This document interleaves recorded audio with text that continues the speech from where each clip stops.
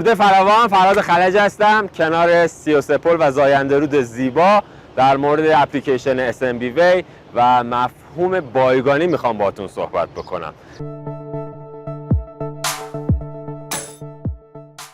امروز همه کسب و کارها اسناد و داکیومنت ها و مستندات زیادی رو دارن که دسترسی به اون برای پرسنل و اعضای اون در واقع کسب و کار خیلی اهمیت داره. در روال سنتی البته با استفاده از کامپیوتر غالبا اینها در یک سری فولدرهایی، در یک سری پوشه‌هایی در کامپیوتر منشی یا در واقع بخشای از این کسب و کار قرار میگیره که دسترسی به اون پیدا کردن اونها و بحث پشتیبانگیریشون و نگهداریشون یک معضل اساسیه.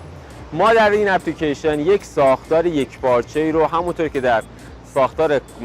مدیریت محتوا دیدیم برای بحث بایگانی هم در نظر گرفتیم و شما میتونید تمامی فایل هاتون رو، فایل های متنی، تصاویر، ویدیوها، فایل های در واقع نقشه های فنی، PDF ها و هر نوع فایل دیگه ای رو در واقع بیاید طبقه بندی بکنید و کلمات کلیدی براش در نظر بگیرید و در این سیستم به صورت کلود در واقع ذخیره سازی بکنید. با این ساختار دسترسی شما به این فایل ها بسیار ساده خواهد بود. شما میتونید به راحتی در سرچ ازش استفاده بکنید، با کلمات و هشتگ هایی که توش قرار گرفتید به اون محتویاتتون به راحتی دسترسی پیدا بکنید و تمامی اعضای این کسب و کار با دسترسی هایی که تعیین شده میتونن به این اسناد دسترسی داشته باشن و از بابت پشتیبانگیری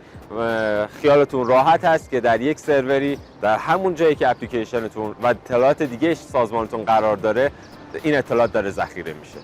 با نکات دیگه از سیستم SMBWay با شما همراه خواهیم بود. فعلا بدرود.